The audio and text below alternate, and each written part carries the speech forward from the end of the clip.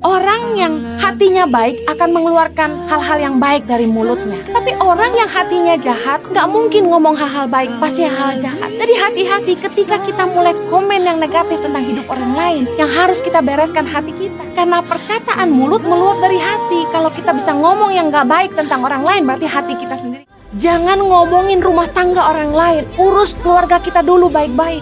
Jangan ngurusin hidup orang lain, urus hidup kita dulu baik-baik.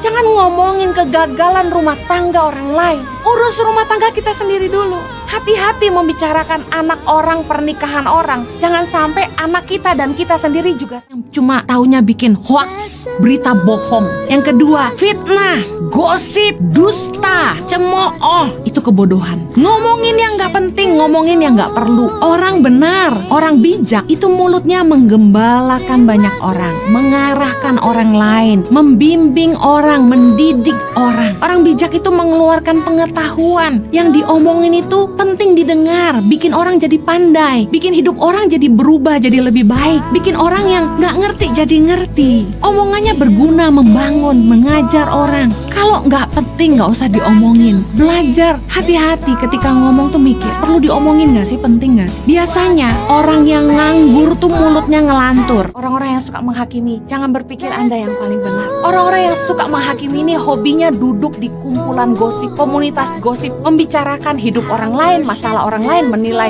anak orang lain, menilai pernikahan orang lain. Herannya hobinya ngomongin orang tapi gak suka nolongin orang. Jangan ngomong kalau gak nolong. Ngomongin urusan rumah tangga orang, kita nolong gak? Ngomongin hidup orang lain, kita nolong gak? Ini yang terjadi di antara masyarakat dan bahkan di antara kita. Bahwa ketika sebuah berita dilepaskan, seringkali disimpangkan, dipelintir bahasanya, ditambahkan atau dikurangi, sehingga message-nya gak sampai. Gosip itu dari dulu selalu memutarbalikkan kebenaran yang disampaikan. Gosip gak pernah benar. Gosip itu selalu mutar balik, ngurangin, nambahin, bahkan diputar. Hati-hati dengan omongan kita. Jangan sampai kita berdusta, bohongin orang, dan yang lebih parah, kita bersaksi tentang orang lain, kita menyemburkan kebohongan, fitnah, berita hoaks, berita yang mengada-ngada. Kadang-kadang ajaib memang beberapa orang bisa bikin sesuatu yang tidak ada jadi ada. Tapi ini berita bohong. Dengar baik, Tuhan itu benci orang yang suka bohong. Dusta